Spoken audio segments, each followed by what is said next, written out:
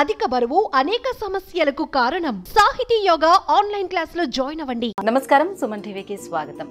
తనను నమ్మిన భక్తులు ఆపదల్లో ఉంటే అవతార రూపుడై కాపాడే ఉగ్రుడైన, భక్తితో ఆరాధిస్తే భయాన్ని తొలగించే భగవంతుడైన, కష్టాలను కడతీర్చి అక్కున చేర్చుకునే అనంతుడైన, రూపం భీకరంగా ఉన్న స్వభావం ఉగ్రమైన, లోకాన్ని చల్లగా పాలించే పావనమూర్తి ఆయన, సగం మానవాకారం మరో సగం మృగాకారంలో దర్శనమిచ్చే భీకర రూప తేజోమూర్తి ఆయనకున్న ఆలయాలు బహు అరుదు. కానీ ఉన్న ఆలయాలన్నీ విఖ్యాతమైనవి, విశేషమైనవి, మహిమాన్వితమైనవి. వాటిలో ఒకటి హేమాచల లక్ష్మీ నరసింహస్వామి వారి ఆలయం. ఆ స్వామి రూప విశేషాలు ఎన్నో. ఆసక్తి గురిపై ఆ వివరాలేంటో తెలుసుకోవాలని ఉంది కదూ. అయితే చలో వరంగల్. ఒకప్పుడు అది వరంగల్ జిల్లాలో ఉన్న పుణ్యక్షేత్రం. ఇప్పుడు జయశంకర్ జిల్లా పరిధిలో ఉంది. ఊరి పేరు మల్లూరు. చుట్టూ హరిత శోభితంగా కనిపించే అటవీ ప్రాంతం ఉంది. దూరంగా జాలువారుతూ కనువిందు చేసే జలపాతాలు, ఆ ప్రాంతానికి పారాని అద్దినట్టు కనిపించే గోదావరి సోయగం, ఆ పరవళ్ల పచ్చదనం మధ్య కొలువుదీరిన దేవుడు లక్ష్మీ నరసింహస్వామి. శ్రీ మహావిష్ణువు దశావతారాలలో 4వ అవతారంగా ఆవిర్భవించిన భగవానుడు. దుష్ట శిక్షణార్థం మృగ మానవాకారములో దర్శనమిచ్చే నారసింహుడు. భక్తులకు కొంగు బంగారం. మల్లూరు గ్రామానికి 5 కిలోమీటర్ల దూరంలో ఈ ఆలయం ఉంది. దాదాపు 5,000 సంవత్సరాల చరిత్రను నిక్షిప్తం చేసుకున్న స్వయంభూ దేవాలయం అది. నవ నారసింహ క్షేత్రాల్లో ఒకటిగా వాసికెక్కిన అరుదైన ఆలయం అది. దేవతల కోరిక మేరకే నరసింహస్వామి అక్కడ కొలువయ్యాడని స్థల పురాణం పేర్కొంటోంది. 1000 సంవత్సరాల పౌరాణిక ప్రాధాన్యత కలిగిన హేమాచల క్షేత్రానికి ఆ పేరు అగస్త్య మహర్షి పెట్టినట్టు చెప్తారు. అయితే మరో కథనం ప్రకారం పద్మఋషి అనే ముని ఈ ప్రాంతంలో ఘోర తపస్సు చేసినట్లు, ఆయన పేరు మీదనే ఈ ప్రాంతానికి హేమాచలం అని పేరు వచ్చినట్లు చెప్తారు. దీనినే స్థానికంగా పుట్టకొండ అని కూడా పిలుస్తారు. లంకాధీశుడు ఈ ప్రాంతాన్ని తన చెల్లెలు శూర్పణకు భరణంగా ఇచ్చినట్లు పురాణాలలో కనిపిస్తుంది. రాక్షస గుళ్ళుగా పిలిచే ఈ ప్రాంతంలో అనేక వేల మంది రాక్షస మూకలను శ్రీరామచంద్రుడు సంహరించినట్లు చెబుతారు.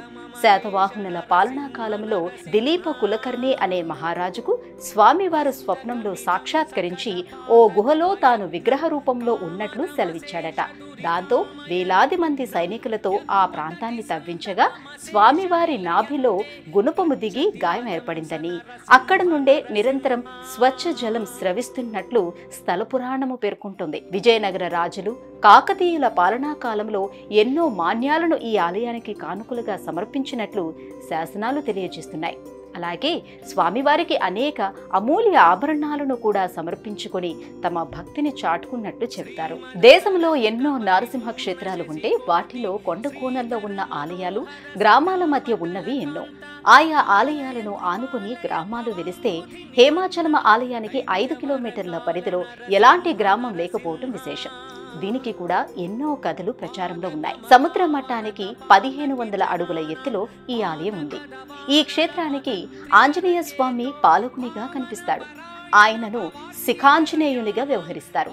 ఇక ప్రతి శని, ఆది, సోమవారాలలో స్వామివారి నిజరూప దర్శనం అద్భుతం అంటారు అక్కడ వారు. 9 అడుగుల ఎత్తున అష్టభుజాన్వితుడై దర్శనమిచ్చే స్వామివారి విగ్రహం పూర్తిగా మనిషి శరీరాన్ని పోలి కనిపిస్తుంది.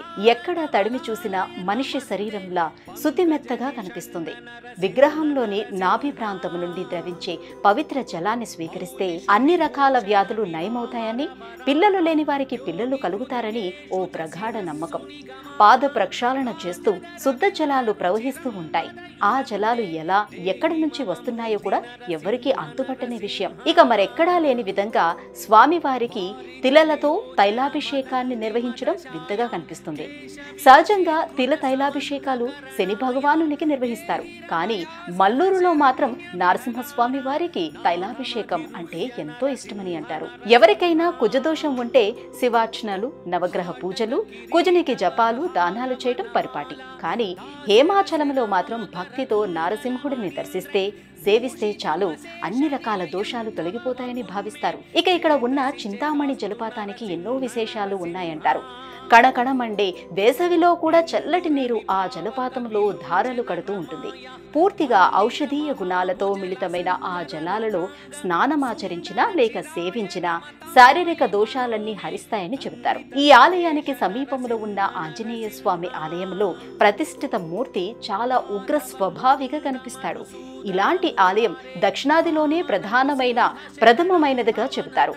ప్రతి సంవత్సరం చైత్ర వైశాఖ మాసాలలో నరసింహస్వామి వారికి పెద్ద ఎత్తున బ్రహ్మోత్సవాలు నిర్వహిస్తారు. ఆ సందర్భంలోనే అంగరంగ వైభవంగా స్వామివారి కళ్యాణోత్సవం జరుగుతుంది. ఆదిలక్ష్మి చెంచులక్ష్మి సమేతుడై స్వామివారు భక్తులను కటాక్షిస్తూ ఉంటారు. ఇక్కడ స్వామివారు స్వయంభూగా వెలిశారు. ఈ క్షేత్రాన్ని హేమాచల క్షేత్రము అంటారు.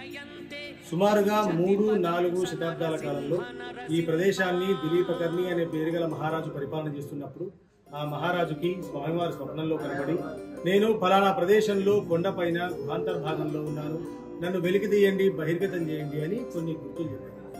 స్వామివారు చెప్పినటువంటి ఆ గుర్తుల ఆధారంగా ఆ మహారాజు తన దగ్గరున్నటువంటి 76,000 మంది సైన్యంతో వచ్చి ఈ కొండని ఆ చివరి నుండి మొత్తం అంతా కూడా తొలుస్తూ వచ్చారు. అలా తొలుస్తూ వస్తున్న క్రమంలో ఆయన కొంచెం కొంచెంగా బహిర్గతం అవుతున్నప్పుడు అనుకోకుండా ఒక గుణపం ఆయనకి నాభిలో ఆ దెబ్బ తగలంగానే ఆయనకి బాధేసింది. ఎంతగా అంటే ఆయన గట్టిగా అరిచినటువంటి అరుపుకి వచ్చినటువంటి శబ్దానికి కొండ విరిగి పడిపోయి ఈ గుహలోపలే స్వామివారి ఆవిర్భావం. ఈ అవతారం యొక్క ప్రత్యేకత మనందరికీ తెలుసు. నరుడిగా మృగంగా కలిపి ఉంటాడు కాబట్టి నరసింహుడు అంటే మానవ శరీరంతో ఉంటాడు స్వామివారి అవతారం. అంటే రూపం ఉగ్ర రూపం అయినా కూడా శరీరం మాత్రం మానవ దేహం. అదేవిధంగా దెబ్బ తగిలినటువంటి ఆ నాభి నుండి చిన్న చిన్న చుక్కల మాదిరిగా ద్రవంలాగా రావటం మొదలైంది. అలా వచ్చేటువంటి ఆ ద్రవానికి పసుపు చందనం పెట్టారు. అంటే భగవంతుడికి కూడా బాధ తగ్గించాలనే ఉద్దేశంతో, కొంత ఉపశమనం కలిగించాలనే ఆలోచనతో పసుపు చందనం కలిపి పెట్టారనమాట. అంటే మనకు దెబ్బ తగిలినప్పుడు రక్తస్రావం జరుగుతున్నప్పుడు మనం ఏ విధంగా అయితే పసుపు చల్లగా ఉండడానికైతే చందనాన్ని ఉపయోగిస్తామో, అదేవిధంగా స్వామివారికి కూడా ఆ ద్రవంలాగా వచ్చేటువంటి ఆ ప్రదేశంలో నాభిలో పసుపు చందనం కలిపి పెట్టారు. ఆ ద్రవంతో కలిసినటువంటి ఆ ప్రసాదాన్ని నాభి చందన ప్రసాదంగా సంతానం, ఆరోగ్యం, వివాహ సమస్యలకి ఇవ్వబడుతుంది. ముఖ్యంగా ఈ 3 సమస్యలకి, వీటితో పాటుగా గ్రహదోషాలకి, నక్షత్ర దోషాలకి, గ్రహణాలు జన్మించిన వారికి కూడా ఇస్తారు. అలా అని చెప్పేసి అన్నిటికీ ఇది కూడా ప్రత్యేకంగా కుజదోషము, కాలసర్పదోషం, జ్యేష్ఠ, ధనిష్ట, మూల, ఆశ్లేష నక్షత్రంలో జన్మించిన వారికి సూర్యచంద్ర గ్రహణాలు జన్మించారు. వీటికి పరిహారంగా మాత్రమే ఆ ప్రసాదాన్ని ఇవ్వడం జరుగుతుంది. దానికి గాను పూజా విధానం. ఎవరైతే ఆ ప్రసాదం కోసం వచ్చి ఉంటారో వాళ్ళను కూర్చోబెట్టి వాళ్ళ గోత్రనామాలతో సంకల్పం చేసి వాళ్లకు స్వామివారి సాలగ్రామ తీర్థంతో శుద్ధి చేసిన తర్వాత స్వామివారి మూలమంత్రం చెప్తూ మంత్రోపదేశంతో ఆ ప్రసాదాన్ని ముందుగా ఇక్కడ కొంత భాగం తీర్థంగా వేయడం జరుగుతుంది.